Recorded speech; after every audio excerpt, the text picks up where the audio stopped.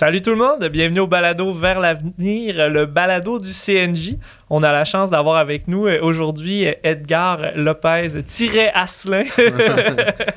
Et je suis avec mon compagnon Alexandre, qui est toujours là à chaque fois depuis le début des balados. Allô Alex, ça va bien? Allô Robin, merci de pas m'avoir oublié ce fois-ci.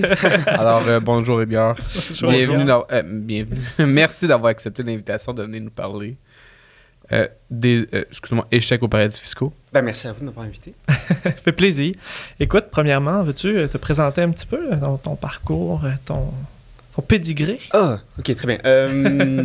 Alors, je suis coordonnateur d'échecs aux paradis fiscaux depuis la fin du mois d'août dernier.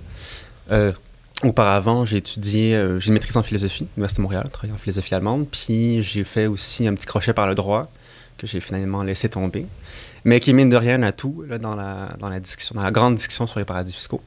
Fait que c'est ça, c'est une implication récente, on est une petite équipe à échecs aux paradis fiscaux quand même, puis je suis heureux de pouvoir participer à cette grande aventure-là. Cool, super. Ça a commencé comment, cette grande aventure-là? Ça a dû commencer par une petite aventure qui s'est agrandie, échecs aux paradis fiscaux? Hein? Ben, tu sais, échecs aux paradis fiscaux au Québec, c'est intimement lié à la question, à la discussion sur les paradis fiscaux. Ouais. C'est-à-dire que, tu sais, si on avait à faire une histoire un peu schématique là, du développement de la conscience des gens sur la question, avant 2010, on n'en parle presque pas. C'est un non-sujet, ou presque dans les médias. Il y a des gens comme Alain Deneau, des spécialistes qui travaillent sur la question, qui font un travail conceptuel assez important, puis qui réussissent à capter l'attention des médias et des journalistes. Puis là, ça prend, là, il y a un sentiment d'indignation qui prend vers 2010, puis à partir de là, nous on voit le jour en 2011. On fait partie de ces premiers organismes-là à vouloir prendre le relais, à vouloir tabler sur les acquis de ces spécialistes-là, d'essayer en fait de transformer ce sentiment d'indignation-là en quelque chose de productif. Fait que monter des organisations, être capable de fédérer des gens pour livrer des résultats politiques à long terme.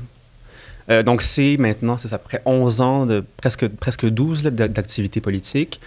Notre rôle, on est un collectif, on est une espèce de table de concertation qui permet de coordonner l'activité des différents organismes, des organisations, en fait, qui font partie des échecs aux paradis fiscaux. Okay. On est une structure démocratique aussi, c'est-à-dire que toutes les décisions, toutes les interventions qu'on fait sont d'abord passées... font d'abord l'objet, en fait, d'une approbation par nos membres. C'est-à-dire qu'on va soumettre ça au vote, on va en discuter avec eux. Quand ça passe pas, ça passe pas. On n'intervient pas sans leur accord. Donc, ça nous donne quand même une bonne force. Là. On est appuyé par 18 organisations syndicales et étudiantes communautaires. Là. Il y a les 4 grandes centrales, il y a plusieurs syndicats importants, dont le CFPQ. Et puis... Donc voilà, c'est 1,7 million de membres, de personnes individuelles représentées à travers leurs organisations syndicales, étudiantes, communautaires. Okay. Donc, Alain Deneau a travaillé beaucoup avec nous. Maintenant, il a quitté l'organisation. Il a changé aussi un peu de projet, mais ça reste quand même qu'on surfe sur cette vague-là, qu'on a poursuivi et qu'on porte le même message. C'est-à-dire que notre mission, elle demeure la même. Le problème central, le défi central de la question des paradis fiscaux, c'est éduquer les gens, renseigner les gens, leur faire comprendre ce que c'est pas juste un phénomène économique marginal, que c'est pas une lubie de personnes fortunées qui peuvent se payer le luxe de cacher leur argent dans les paradis fiscaux. Non, c'est un phénomène qui aujourd'hui fait partie, qui est un rouage central en fait de notre système financier, puis qui en symbolise même les dérives à bien des égards. Donc, ça, durant 10 ans ou presque, notre mission, ça a été parler, faire publiciser ou essayer de rendre public là, la question des paradis fiscaux, tous les enjeux techniques, puis en parler en termes politiques.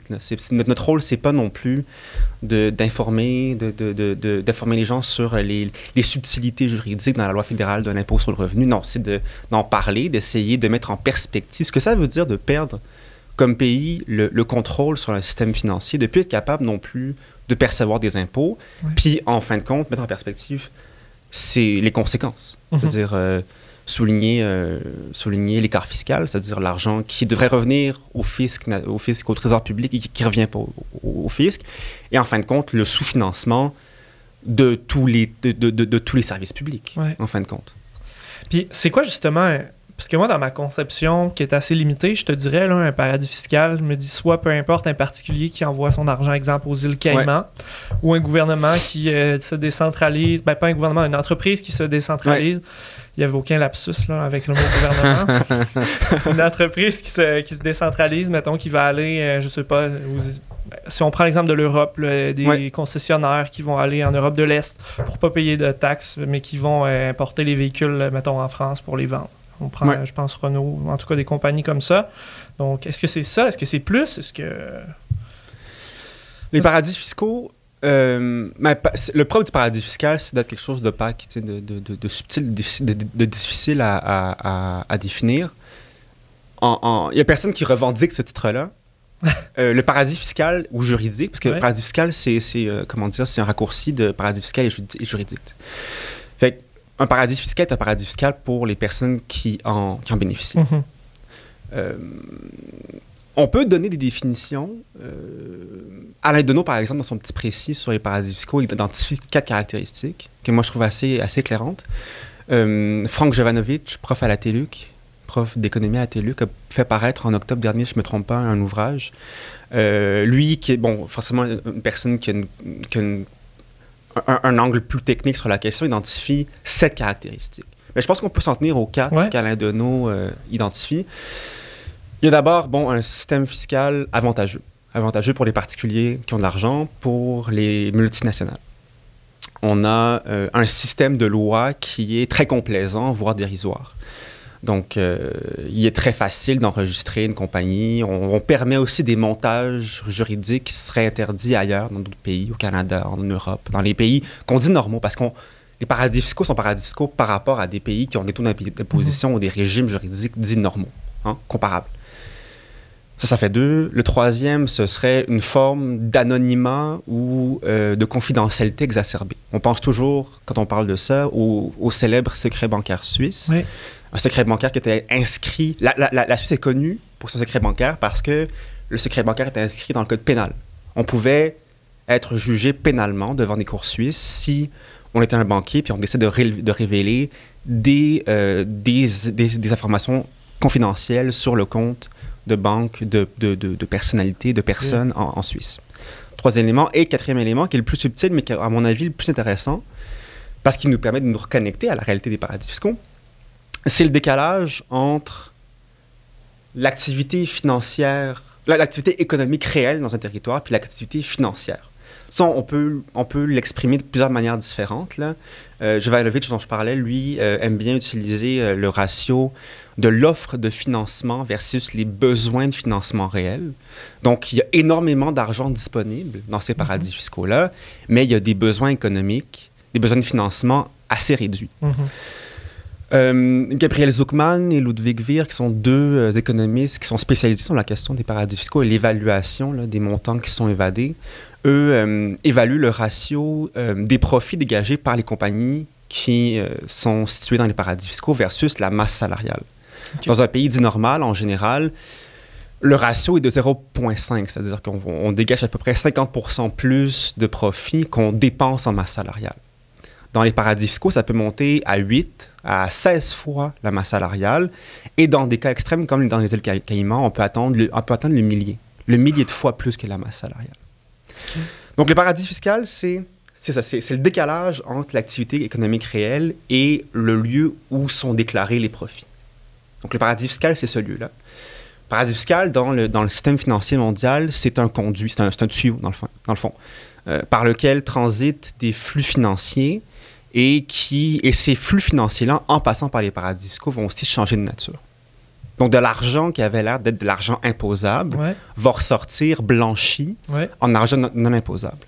Et va pouvoir être rapatrié dans les pays où résident, dans les faits, véritablement les compagnies multinationales.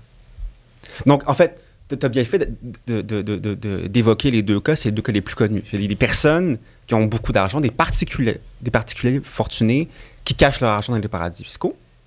Puis, on a des multinationales qui utilisent les paradis fiscaux comme tremplin. pour faire passer de l'argent d'un pays à l'autre sans avoir ou en payant le moins d'impôts et de taxes possible sur ces montants-là. Par des biens. La plupart du temps, ça se transcrit dans des biens ou dans quelque chose de tangible. Puisque quand tu parles du flux financier, c'est quelque chose qui est un petit peu moins... c'est plus conceptuel. Oui. Voire des fois virtuel aussi. Là. Oui. Alors que lorsque ça revient, pour ne pas être nécessairement imposable ou quoi que ce soit, c'est quelque chose qui est plus tangible. C'est soit des biens, exemple, on parlait des voitures, c'est-tu ça ou ça peut être carrément un retour d'argent directement? Non, c'est de l'argent. C'est de l'argent. Souvent, en fait, dans les montages qui concernent le Canada, ce sont des dividendes qu'on ramène. OK. Ce qui est présenté comme des profits passe par la Barbade, par les Bahamas, puis peut être légalement rapatrié au Canada sous forme de dividendes. Okay. C'est vraiment de l'argent qui passe. Là.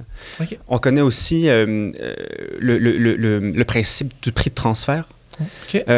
Faut savoir que les multinationales, c'est pas une unité juridique. Hein? Les multinationales, c'est plusieurs filiales qui, aux yeux de la loi, sont indépendantes, autonomes. Okay. En principe, les filiales des multinationales devraient faire affaire comme si elles faisaient affaire avec d'autres compagnies indépendantes. Ce qu'on appelle le principe là, de arm's length, okay. de réelle compétition, en fond. En vérité, souvent, les filiales trafiquent les prix de vente et d'achat pour déclarer le plus de profit possible dans les paradis fiscaux, puis vendre à des marges vraiment minimes dans les juridictions de marché, là où, en fait, on réalise les profits. Okay. Donc, on peut extraire, je vais donner un exemple, là, on peut extraire des minéraux disons en Australie. Ouais. La filiale australienne de la compagnie, la multinationale, va réaliser un profit. En fait, ça va vendre à un prix minime à la filiale dans les Bermudes, dans les paradis fiscaux. Cette filiale-là va vendre à un énorme prix à la filiale canadienne en réalisant un profit important. Et donc, va rapatrier une partie du profit qui est dégagé par la filiale canadienne.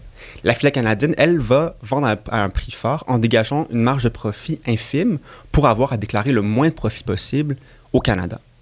Donc, on voit là, c'est ces trois compagnies-là qui devraient agir de manière autonome, comme si elles ne se connaissaient pas, comme si elles n'avaient pas de lien juridique ou financier. Dans le fond, agissent de manière concertée pour réduire le fardeau fiscal, pour essayer de réduire...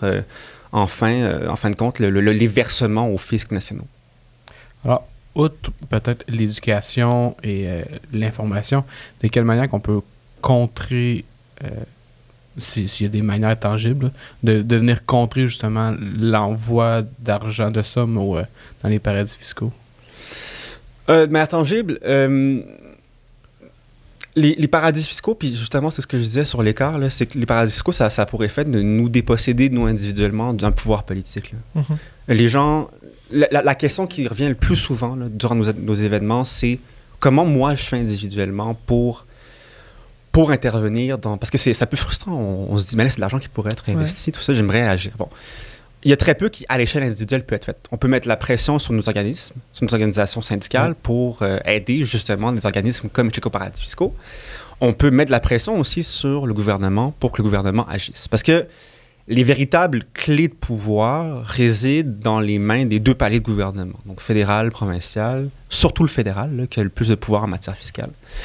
D'un point de vue juridique, le gouvernement pourrait, ou en fait d'un point de vue législatif, le gouvernement pourrait fermer plusieurs échappatoires principaux. Donc arrêter de...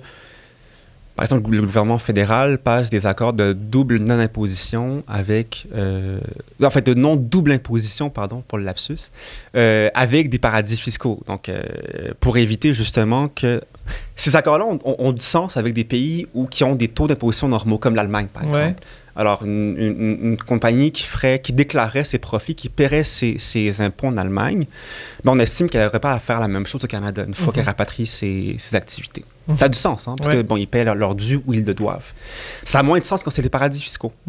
Donc, quand le taux d'imposition est à 2%, puis qu'on permet par la suite aux filiales canadiennes de rapatrier cet argent-là sans payer d'impôts supplémentaires au Canada, eh bien là, il y a un problème. Et puis, ces accords-là, ils sont légaux. Ils ont été signés par le gouvernement. Puis, il existe comme ça plein de petites des interventions juridiques qui peuvent être faites.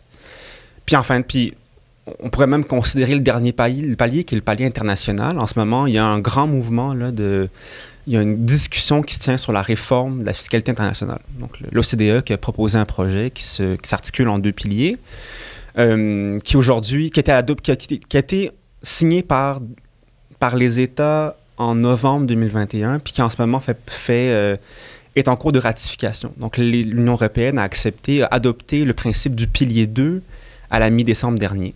Le Canada n'a pas encore pris de position, mais on attend incessamment là, une déclaration sur le sujet. Les États-Unis, depuis la reprise en main d'une des deux chambres par les républicains, on n'a plus d'espoir de voir cette réforme-là entrer en vigueur. Mais ce qu'on peut faire aussi, c'est...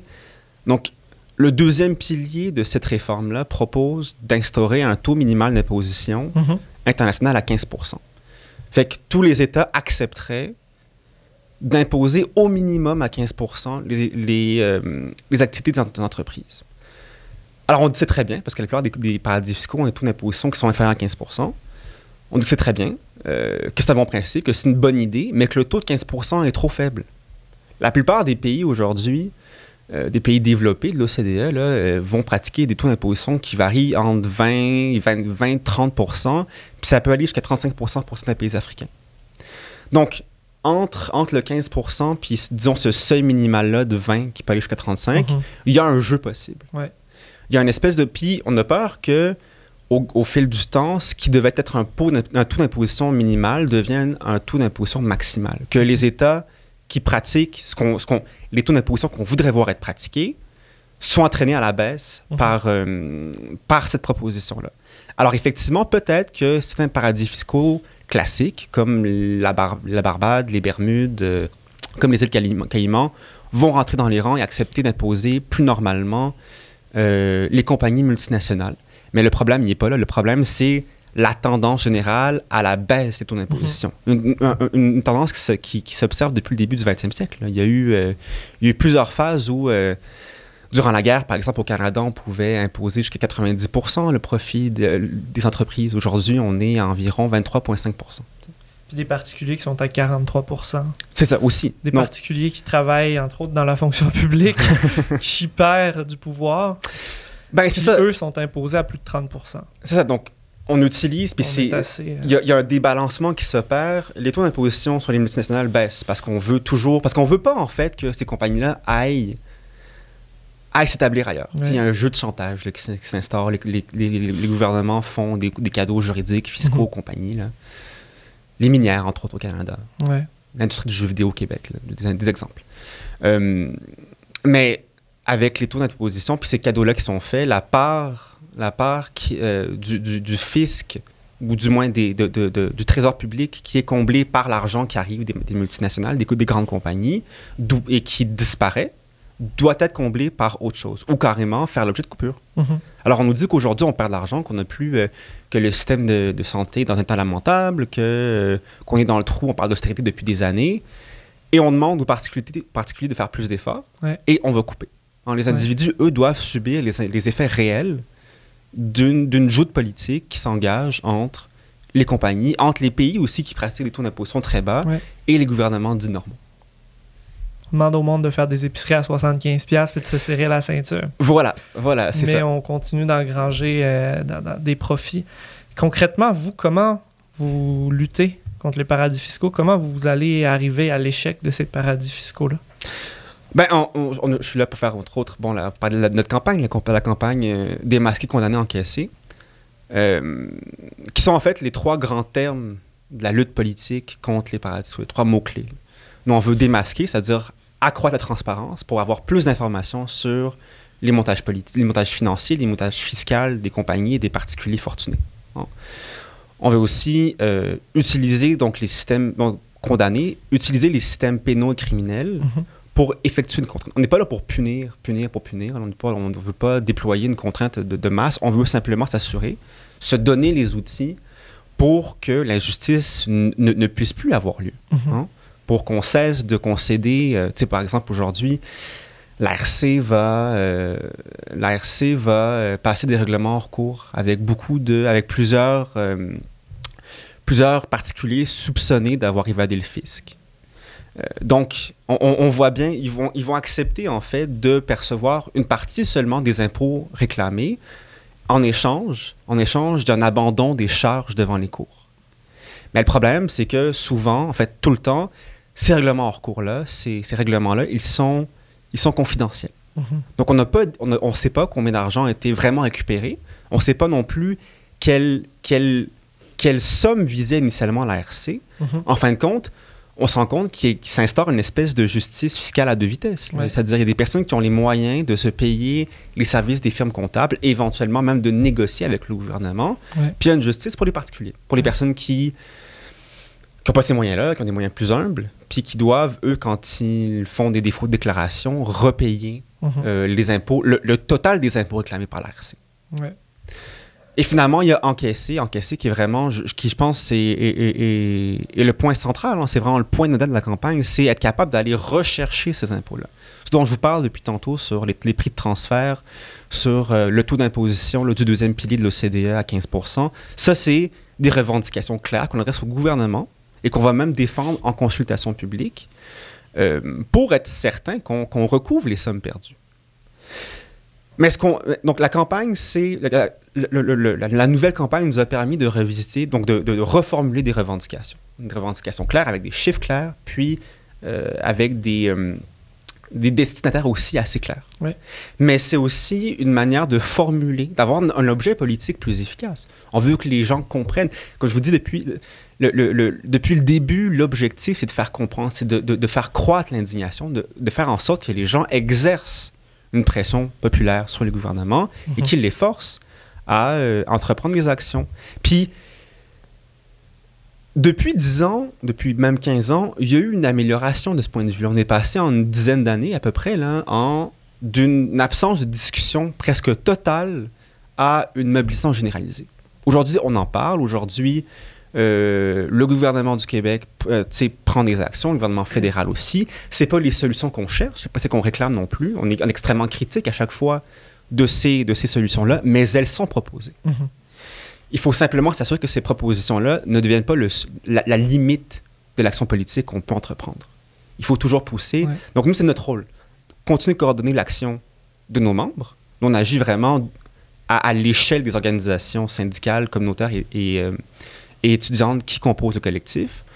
On intervient durant les commissions parlementaires, on intervient auprès des gouvernements, puis on continue d'organiser des événements pour sensibiliser les gens, pour les éduquer, pour leur faire comprendre que c'est pas justement le petit, c'est pas une lubie, c'est un problème majeur qu'il faut affronter. Puis c'est pas juste en taxant les richesses qu'on va y arriver. Ben, taxer les richesses, c'est une bonne chose dans tous les cas. Je pense que c'est pas dans notre mandat. Il y a plein d'organismes québécois qui font très bien ça. Oxfam, Commission Main Rouge, Attaque, qui parlent très bien de ces sujets-là. Mais il ne faut pas oublier que face à une augmentation de taxes, il y a plusieurs compagnies, il y a plusieurs particuliers qui sont prêts à déployer les moyens qu'il faut pour déguerpir. Puis ils vont dire, ben là, si vous augmentez nos charges fiscales, nous, on s'en va, on va aller chercher un environnement fiscal préférable. Il faut des fois caler aussi le bluff là, de la compagnie. C'est pas juste l'environnement fiscal qui détermine l'établissement, la résidence fiscale. Il y a aussi le niveau de formation des salariés, des employés. Il y a l'accès à un système de santé public, l'accès à un système d'éducation publique qui forme bien des techniciens et techniciennes, des gens qui sont en maîtrise de leur domaine. Donc, il y a ça aussi qui rentre en ligne de compte. Donc, oui, évidemment, il faut s'assurer que le système d'imposition soit progressif, qu'on aille vraiment chercher l'argent qu'on peut chercher, mais aussi, il faut colmater les brèches. Il faut défendre l'intégrité du système fiscal. Puis en fin de compte, j'ai envie de dire, pour même simplifier la chose, qu'on veut juste arrêter de se soucier de ça. On veut arrêter de se soucier des fuites. Nous, on veut simplement qu'on... Il y a une formule assez drôle utilisée par Alain Deneau dans un documentaire récent qui est paru en France. Il dit que les paradis fiscaux nous prennent du temps. Ils nous prennent du temps de discussion. En ce moment, on perd du temps à discuter de ça. On prépare du temps, j'ai beaucoup de plaisir. Entendons-nous, je suis content d'être là. Mais on pourrait être en train de parler de solutions politiques plus progressives, plus importantes. Là, nous, on veut s'assurer que ce ne soit plus le centre de la discussion. Ouais. Qu'on retrouve un pouvoir politique, qu'on puisse mettre en œuvre les moyens financiers, politiques pour affronter les grands défis qui sont les défis fiscaux, oui, pour l'instant, mais qui vont être éventuellement, ou déjà, les changements climatiques, les questions que vous voyez forcément survenir. Là. Ouais. Je vais revenir un peu sur le deuxième pilier. Là. Ouais. Moi, je travaille au ministère de la Justice, alors je veux pas, j'ai comparé un peu le deuxième pilier à la Convention de la Haye. Est-ce que vous n'avez pas ça serait une crainte, j'imagine, parce que la Convention de la Haye, c'est pas tous les États qui ont signé. Il y a encore plusieurs places où est-ce que c'est pas signé, puis ainsi de suite. Est-ce que j'imagine que le deuxième pilier n'oblige pas tous les États, tous les pays à signer ce document-là? Oui, absolument. C'est ça le problème. C'est ce que je disais par rapport aux États-Unis. Une réforme fiscale internationale qui ne comprend pas les États-Unis, c'est un peu une fabulation. C'est-à-dire on peut tous voter en faveur, l'Union européenne, le Canada, les pays dits développés. Là. Ouais. Mais sans le poids économique des États-Unis, ça risque de ne pas voir le jour. C'est l'obstacle qu'on risque de heurter éventuellement. En plus des critiques qu'on adresse vraiment à la structure du programme, il y a une conjoncture politique en ce moment qui est défavorable à l'entrée en vigueur à l'échelle mondiale. Parce qu'il faut, en fin de compte, puis c'est le même problème aussi qui va émerger bientôt avec un éventuel registre des bénéficiaires ultimes au Canada. Je pourrais en parler après, mais si on ne s'assure pas de faire rentrer tout le monde dans le rang, s'il continue d'exister des échappatoires, des fuites, des voies de fuite, les compagnies, les multinationales, les particuliers fortunés vont continuer d'emprunter ces voies-là. Il y a un peu là l'espèce il y a l'image d'un de mes collègues canadiens qui est utilisé souvent puis qui a un bel effet. Là. Si vous prenez un ballon qui est gonflé d'air, qui est fermé, puis là, vous le pressez entre vos mains, la bulle va ressortir de l'autre côté. C'est exactement ça. On a beau contraindre plusieurs pays à adopter la même réforme fiscale. Si c'est pas tout le monde qui rentre dans le rang, on aurait un peu fait ça pour rien. On aurait mobilisé, en fait, surtout de forces politiques pour ça. On en a parlé. Il y a eu... L'OCDE a mis de l'argent, a embauché des lobbyistes pour en faire la promotion auprès du gouvernement. Nous, on veut pas, en fin de compte, que ce qui est entamé depuis 15 ans s'échoue en raison d'un manque de volonté politique ou d'une mauvaise conception d'une réforme fiscale internationale. Mais selon toi, au niveau des politiques, pourquoi que... Tu sais, on s'entend quand ils veulent corriger des choses habituellement, quand c'est leur volonté propre de corriger des choses, c'est généralement pas très long, là, quand ça provient de leur propre chef. Ils ont-ils un intérêt là-dedans? Est-ce qu'ils ont un manque de volonté dans cette situation de la part du gouvernement? T'sais, pourquoi que ces brèches-là continuent d'être ouvertes? C'est une question complexe parce que il y a une question de volonté politique. Puis même pas de volonté politique, là, c'est même pas une question de personnaliser ou de chicaner les mauvais politiciens qui seraient de mauvaise foi. C'est pas ça. En ce moment, les États sont livrés à une concurrence fiscale et doivent attirer de la richesse chez eux des emplois. Hein? Donc, ils vont offrir eux-mêmes, ils vont devenir des fois des niches fiscales pour certaines industries. J'ai déjà évoqué le cas des mines au Canada, puis l'industrie du jeu vidéo au Québec. Mais il y a aussi le fait, ça c'est ce qu'on comprend un peu moins, puis qui est peut-être le plus problématique, là, c'est que les paradis fiscaux s'intègrent dans une espèce de réseau qui est supranational. Donc, qui échappe en quelque sorte à la contrainte des États nationaux. Le gouvernement du Canada, individuellement, ou le gouvernement de la Barbade, individuellement, n'ont pas aujourd'hui les moyens d'éliminer l'échappatoire fiscal qu'ils offrent à des compagnies. Parce que ça aurait toute répercussion financière, parce que même, ils n'ont pas nécessairement le pouvoir de légiférer là-dessus. D'où l'importance de cette discussion internationale, puis de la mobilisation des forces pour s'assurer que tout le monde rentre dans le rang.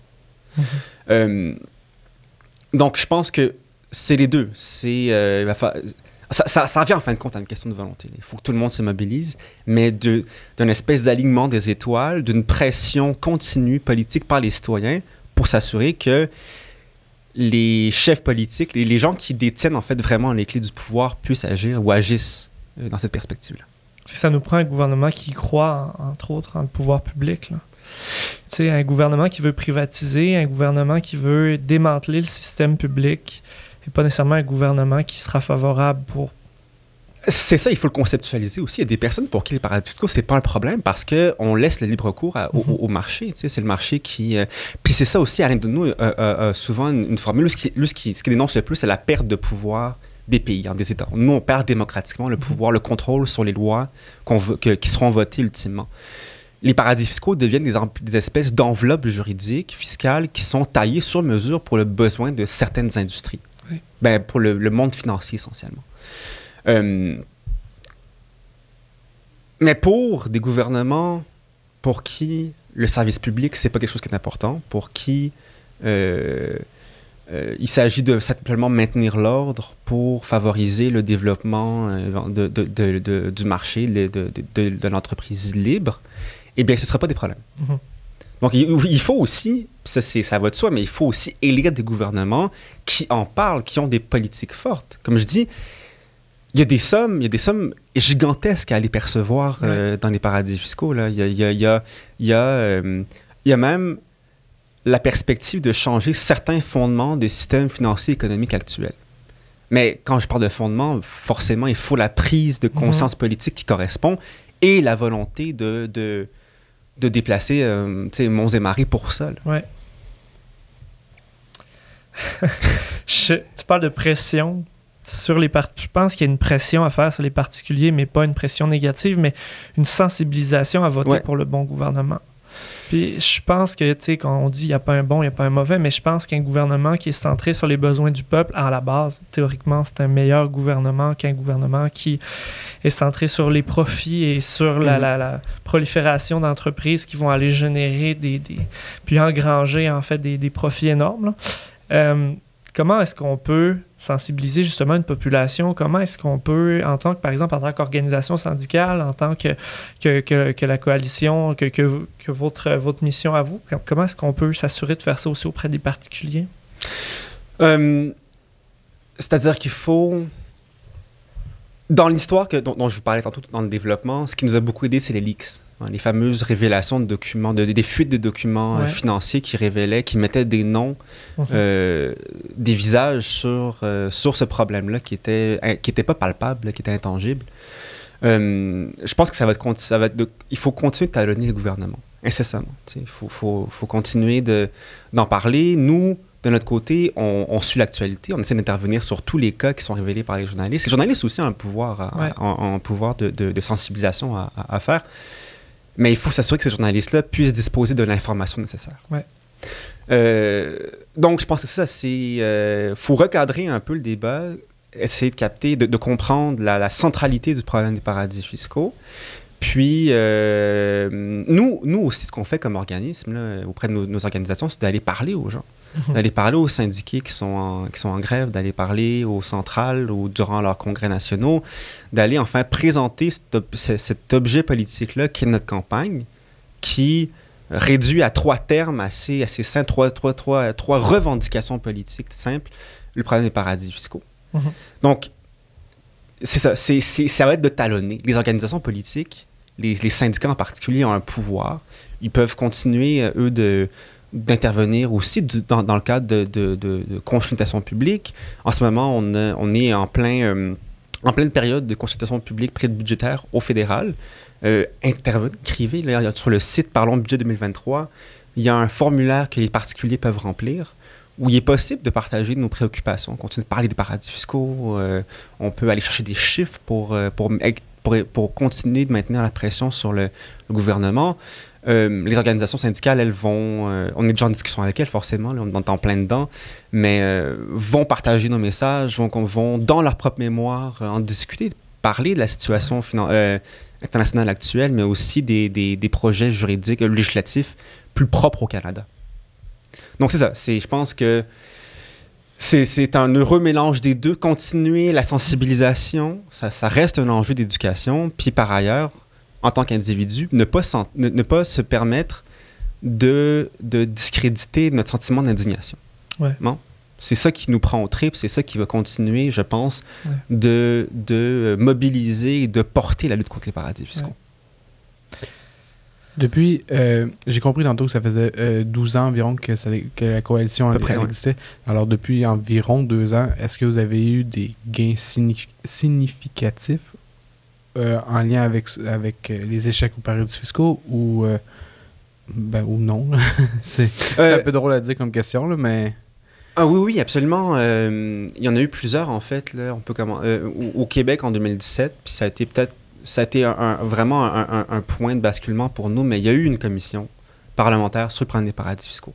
Okay. Le Parlement a produit un rapport où il reconnaissait l'ampleur du problème et effectuait des recommandations qui sont des recommandations assez audacieuses. Là. Il faut le reconnaître. Encore aujourd'hui, on utilise en fait ce rapport-là pour critiquer l'avancement ou le progrès du gouvernement provincial sur ces dossiers-là.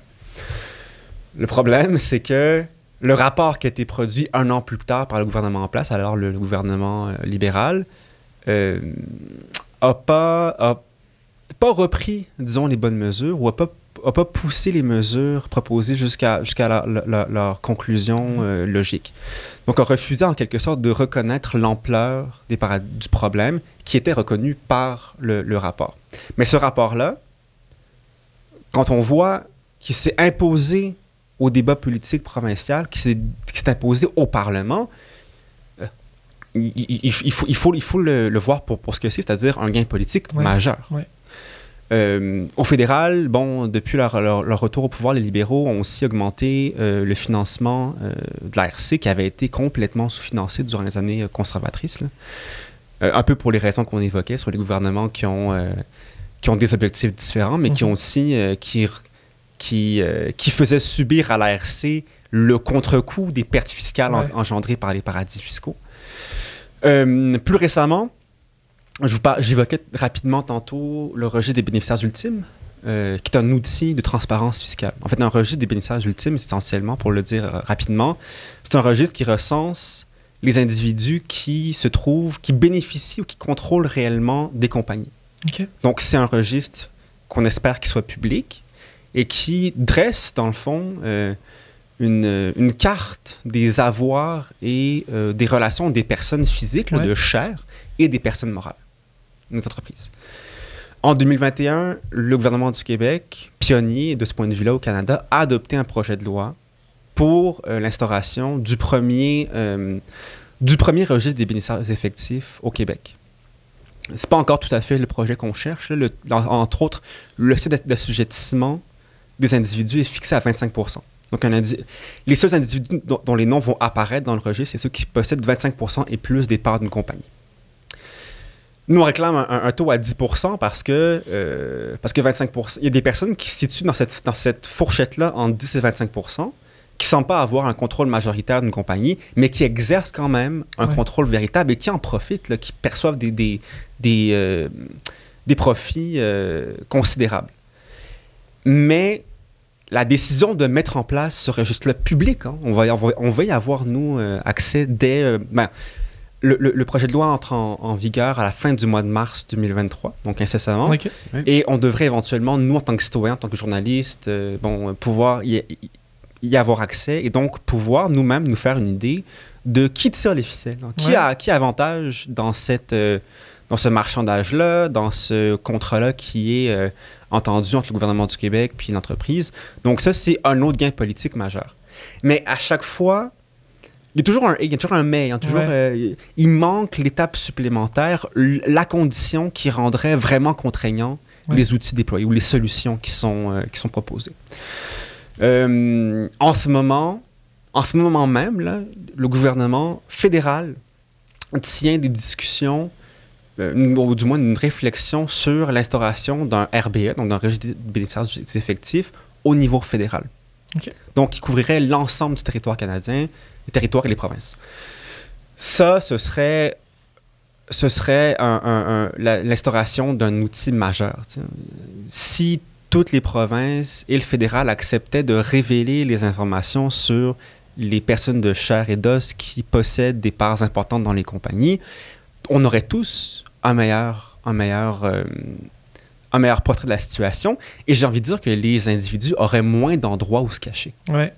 Il y aurait potentiellement moins de sommes qui pourraient disparaître, prendre le chemin des paradis fiscaux, puis éventuellement ne pas se retrouver dans le trésor public. Ouais. Donc, il y a eu, pour répondre finalement à la question de manière succincte, là, il y a eu, pardon, je m'emballe, mais il y a eu des gains politiques clairs. Il y a eu, à tout le moins, une reconnaissance politique, au niveau institutionnel officiel, là. Puis il y a eu un début de concertation, ce qui inclut aussi la solution à 2 piliers dont on parlait tantôt. Moi, j'ai envie de brasser la soupe un peu. J'aimerais ça que les gens qui nous écoutent, ils s'indignent. Si tu peux répondre à la question. On va nourrir l'indignation populaire. Ouais. C'est quoi les montants approximatifs qui se sont évadés là, du Canada? Du Canada? Ou du Québec, même. À la limite, on peut y aller Canada, Québec, dépendamment des chiffres que tu as. On n'a pas grand-chose pour le Québec. Au Québec, il faut savoir que cette question-là est très difficile. Ça fait... On n'a pas... Puisque c'est de l'argent qui est évadé, on n'a pas de source directe. On n'a pas de données directes de ce qui est évadé, de ce qui est perdu. Ouais. Donc, les économistes sont réduits à faire une évaluation indirecte. Il y a beaucoup de variations. Mais aujourd'hui, on s'entend, les études les plus fiables s'entendent pour dire qu'au Canada, au total, donc palier fédéral, provincial, on perd environ 8 milliards de dollars par année. Puis ça, c'est, disons, c'est le côté, c'est la partie la plus basse de la fourchette d'estimation. C'est 8 milliards annuellement. 8 milliards, là, c'est 4 fois le budget du ministère fédéral de l'Environnement. C'est si on respecte les chiffres 2022-2023 de la Société de l'habitation du Québec, là, c'est 23 000 unités de logement social. C'est-à-dire de logement subventionné, là, de personnes. On pourrait sortir des gens de la rue, on pourrait tenter de résorber en partie le problème de la crise du logement qui frappe le Canada au complet, les grandes villes à tout le moins, et offrir du logement abordable à bien des gens. Puis on décide de ne pas agir. Ça, c'est pour ce qui est perdu par le Canada. L'envers de la médaille, c'est que on est aussi responsable d'énormément de pertes fiscales enregistrées par d'autres pays. Ouais. On est le 10e au monde en termes de pertes fiscales dont on serait responsable. Donc, en plus d'observer donc, les pertes fiscales qui sont enregistrées au Canada, il faut aussi considérer le total à l'international. Aujourd'hui, on parle dans les estimations supérieures d'environ 150 milliards de dollars annuellement qui ne sont pas captés par les fiscs, par les autorités fiscales. 150 milliards, là, c'est... C'est une grosse responsabilité. Ben, c'est tellement gros que c'en est abstrait. On ne sait même plus à quoi lier ces chiffres-là. Je pense que le Tax Justice Network, qui est un organisme anglais qui fait le suivi de ces dossiers-là depuis une quinzaine d'années, disait qu'on aurait pu vacciner 3 fois la population mondiale contre la COVID. C'est-à-dire 3 fois 3 doses là, pour s'assurer que tout le monde soit protégé adéquatement.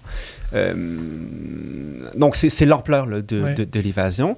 Puis, il y a toujours, en fait, dans ces évaluations-là, des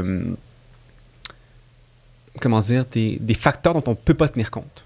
Ouais. Entre autres, la baisse tendancielle des taux d'imposition entre les pays due à la concurrence fiscale. C'est très difficile à évaluer aujourd'hui, mais ça reste que, d'un point de vue structurel, en plus de l'argent qu'on pourrait recouvrir, la lutte aux paradis fiscaux pourrait nous aider à remonter collectivement les taux d'imposition et donc à regarnir un peu le trésor public. Oui.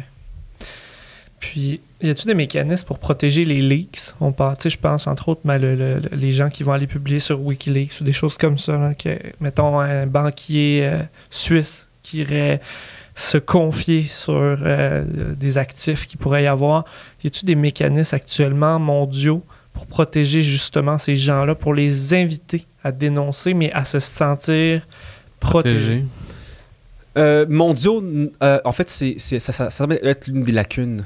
Les whistleblowers, les lanceurs d'alerte, c'est des personnes qui ne bénéficient pas suffisamment de protection légale. Donc, en ce moment, l'essentiel de la couverture qui est offerte, elle l'est par les consortiums de journalistes comme le ICIJ, qui offrent donc des espèces de dépôts là, anonymes là, pour aller déposer des documents. C'est d'ailleurs comme ça qu'on a pu avoir accès à la plupart des leaks là, depuis une dizaine d'années. Mais ça reste que c'est l'un des défauts, du point de vue international tant que du point de vue national ici au Canada. Puis une ambassade, est-ce que, exemple, ça pourrait être un gain majeur qu'une ambassade, exemple l'ambassade du Canada, dirait que moi je suis prête à protéger ces gens-là.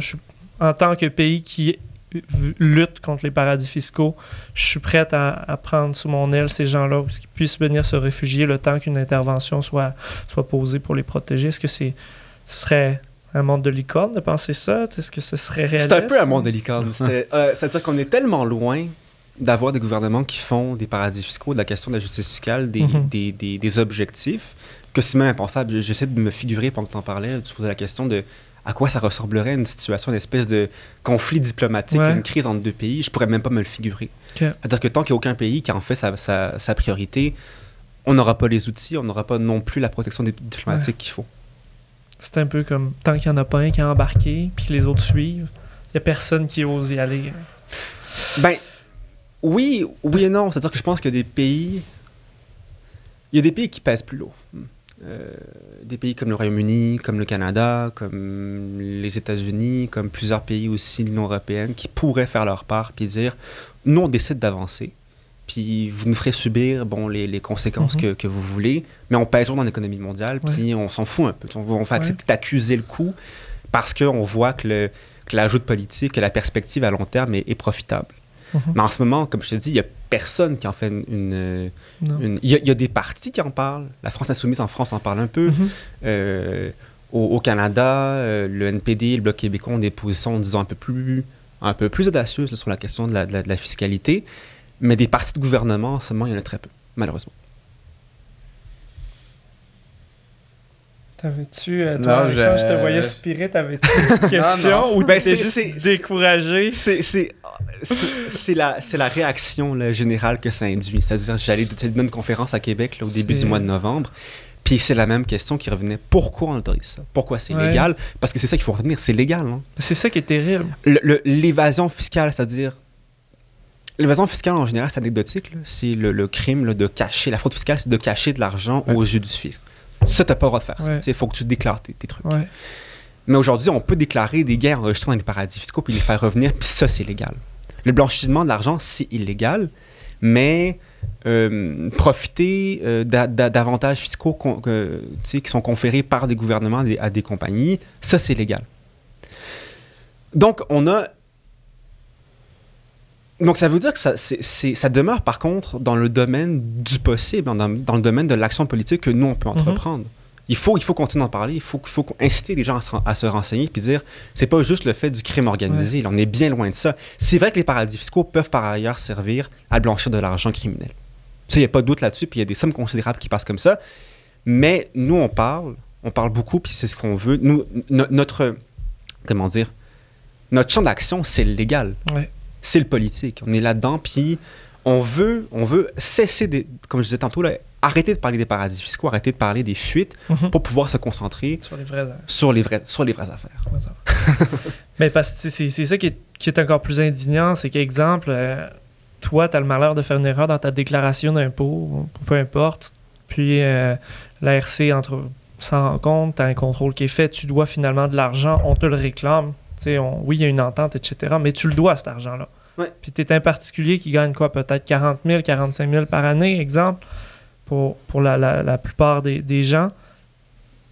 Pourquoi on devrait subir ça? Moi, je suis très revendicateur, je suis assez...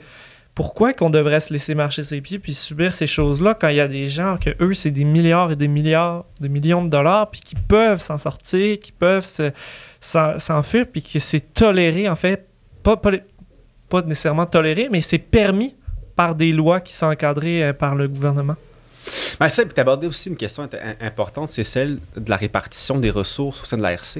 L'ARC, à notre avis aussi, devrait passer moins de temps à aller chercher l'argent qui a été perçu en trop par la PCU. Il y a des gens qui doivent aujourd'hui, qui se retrouvent presque 2 ans après le début de la pandémie avec des surprises, de devoir rembourser 4 000, 8 000, 12 000 $. Nous, on estime que l'ARC devrait se concentrer sur l'étude, sur le fait de talonner les compagnies qui évitent de l'argent. Puis justement, à arrêter de passer des règlements hors cours, d'accepter de dépenser, de l'argent public dans des procès qui vont être longs et coûteux, ça on en convient, mais qui vont établir une jurisprudence, qui vont établir surtout des précédents juridiques.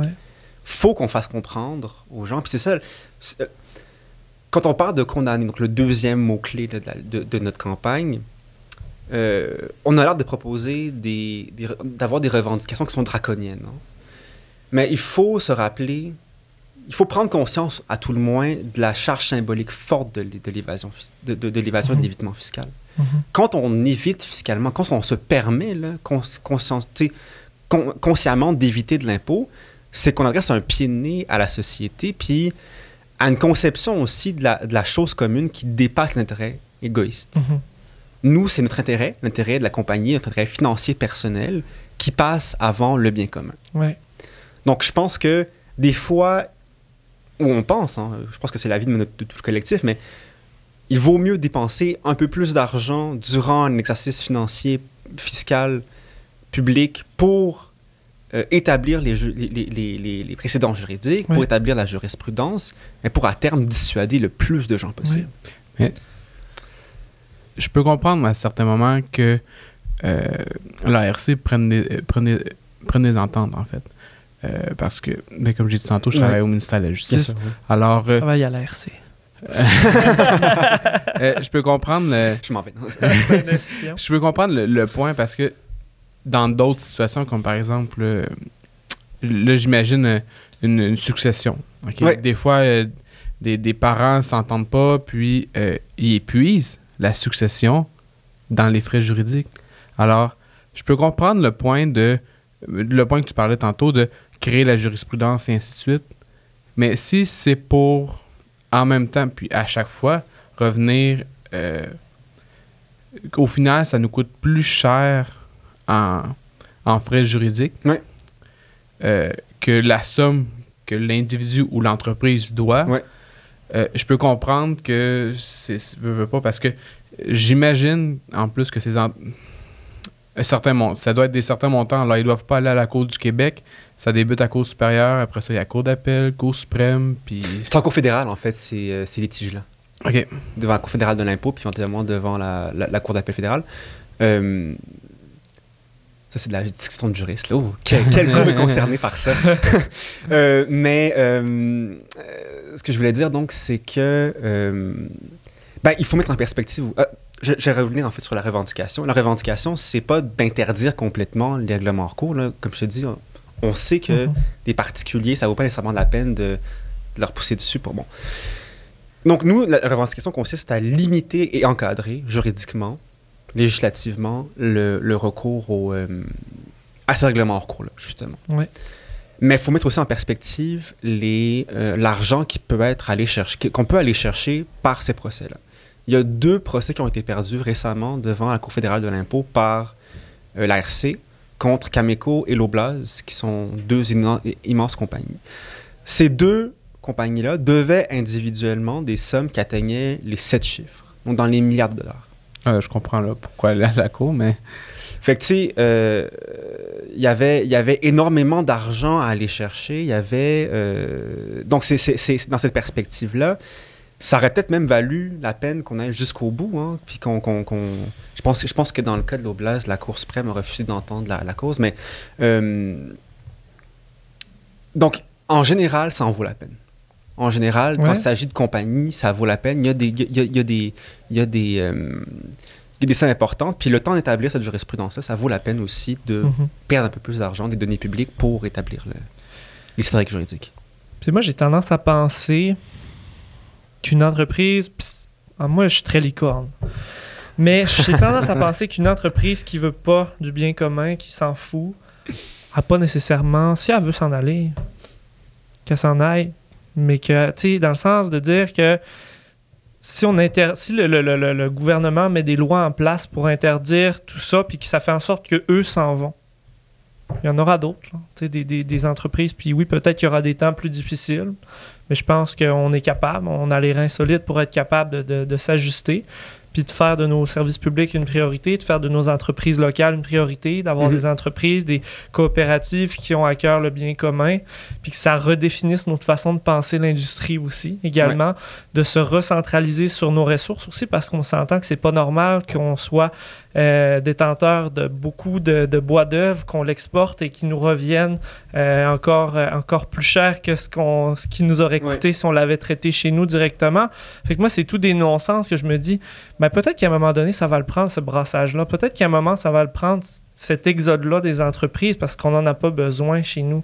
Je pense que c'est cette conscience-là aussi qu'il faudrait développer, à moins que je sois dans le champ, là, tu me le diras, là, mais tu sais, de se dire, ben moi, là, une entreprise qui ne reflète pas les valeurs nécessairement d'un gouvernement qui est centré sur l'humain puis sur le bien commun, pourquoi est-ce que j'encouragerais ça chez nous, même si ça génère des profits, que tant qu'à moi, c'est de l'argent sale?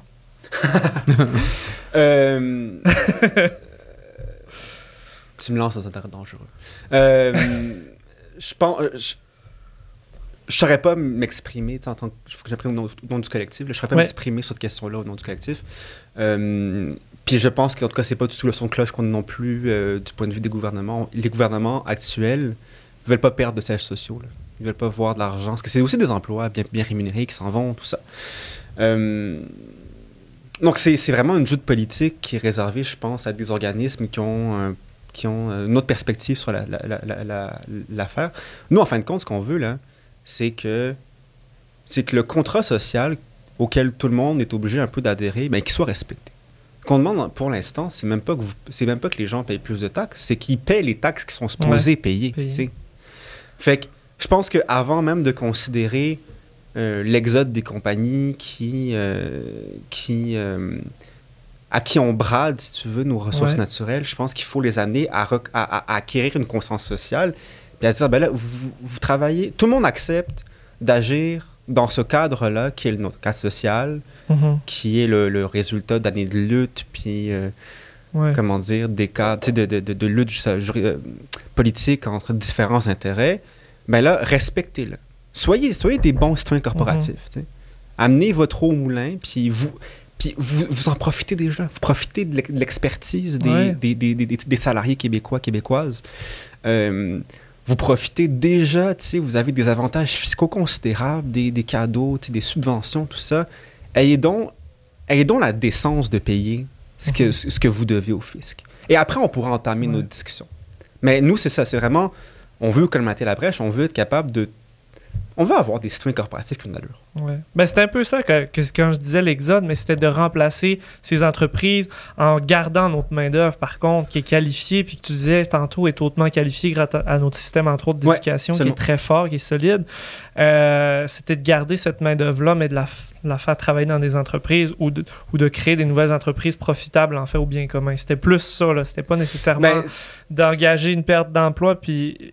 À ce niveau-là. Je voulais juste... Mais je sais, puis je suis tout à fait conscient, c'est juste que il faut l'anticiper aussi, la question. C'est la question que les gouvernements, le gouvernement marois s'était penché sur la question. Est-ce qu'on peut se permettre de perdre des sièges sociaux? À l'époque, ils avaient estimé que non. Je ne vais pas discuter de la conclusion, mais en tout cas, on n'a pas le contexte politique encore pour envisager des reconversions professionnelles, le changement d'entreprise, là, même si éventuellement, je pense qu'il va falloir le faire. Merci beaucoup. Je pense que ça a cogné, à moins que ce soit Alexandre qui ait donné des coups sur la table. Non, je pense que ça a cogné. Moi, j'aime ça en toute transparence avec nos auditeurs. Quand ça cogne, il nous reste 5 minutes, fait qu'on doit rapper, même si les sujets sont vraiment intéressants. Merci vraiment. Et j'aimerais ça t'entendre un peu sur ton expérience de balado aujourd'hui avec nous. Comment t'as trouvé ça? C'est super. Je me sens comme à la maison. C'est le fun. Ouais. C'est le fun de pouvoir parler de ça. Puis... mine de rien, c'est pas tous les jours que j'ai l'occasion de parler aussi de manière aussi extensive de nos sujets, de nos... Je pense que c'est un beau sujet. Je pense que c'est une cause politique dont tout le monde devrait reconnaître l'importance. Ouais. Puis, sérieux, good job. Merci d'avoir donné cette plateforme-là. Vous faites du beau travail. Merci d'être venu. Puis là, je m'excuse, j'ai pas beaucoup parlé, là, parce qu'il y avait tellement d'informations qui rentraient, puis j'essaie d'analyser tout en même temps. Alors, un matin, c'était un peu difficile. Je pensais que tu allais poser ta question. T'aimerais-tu ça venir à notre réseau des jeunes qu'on tient à chaque année, des fois, pour venir sensibiliser nos jeunes syndicalistes dans l'âme, là, pour capter plus propager la bonne nouvelle dans leur région. Fait, chaque année, on tient un réseau où ce qu'on rencontre des jeunes, une centaine de jeunes, c'est vraiment intéressant. Puis on a tout le temps une tribune pour avoir des intervenants qui viennent nous. Ça serait vraiment un grand plaisir. Ouais, je serais très down. Cool! Fait que, écoute, on garde contact de toute façon, c'est ça. Génial. Merci beaucoup, les gars. Alors, merci. Merci à toi. Merci à vous de nous avoir écoutés. Puis on se retrouve sur les ondes pour un prochain balado de Vers l'avenir, le balado du CNJ. Salut tout le monde. Merci, bonne journée.